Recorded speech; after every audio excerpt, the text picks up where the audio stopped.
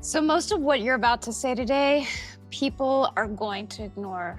So in this video, what I wanted to do was give you 3 psychological switches that bypass attention filters, and they hook someone instantly. They aren't tricks, they're just part of things that are built into the human brain, and they've been used to win elections, close multi-million-dollar deals, and convince people to do things that maybe they haven't really wanted to do for centuries. You'll learn how to interrupt a person's prediction engine. You're gonna use the simple 2-second silence that creates a biological spike in attention. And you'll see why starting a sentence with "you've probably" actually primes the brain to find instant relevance in what you say. So what do you think? You want to break open the brain with me and maybe install some new wiring?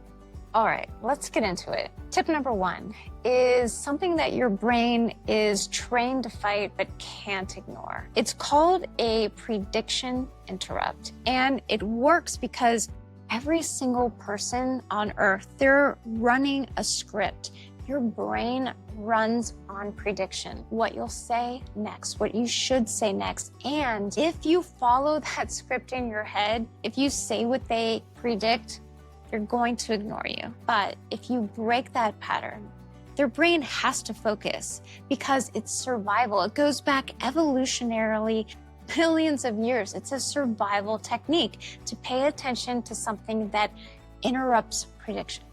So instead of saying, "I want to share 3 communication tips," I should say something like, "Hey, I'm about to give you 3 communication tools, and honestly, one of them should be illegal." Now the prediction engine stalls. You've created a gap that their brain has to close, and you are the only one that can close it. That's influence. So tip number 2 is the 2-second pause. And honestly, it's probably one of the most powerful tools that you're not using. Whenever I teach people in workshops, it's the one thing that they hate the most, that lingering pause. People want to they just want to start talking so badly. See what just happened? In that silence, your brain, it leaned in. It had to fill that gap. That's ancestral wiring. Our brains are pattern machines, and when that pattern breaks or pauses, it triggers a search for meaning. And whoever fills that gap controls the conversation. So instead of saying something like, "Here's what we'll cover today," try something like this. "There's something that I need to show you." And it changes how you communicate forever. Use the pause right before something important. Watch their attention snap into place.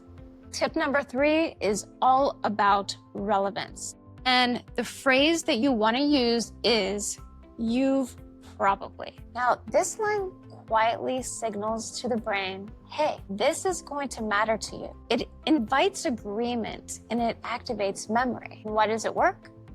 Well, because it creates a soft assumption. You're not forcing people into agreement with you. You're kind of like leading them into it. For example, you've probably had a conversation where someone was nodding, but you knew they weren't really listening. They weren't really paying attention. Now, right there, you've made it personal. You've triggered a memory and their attention just locked in. Relevance equals attention.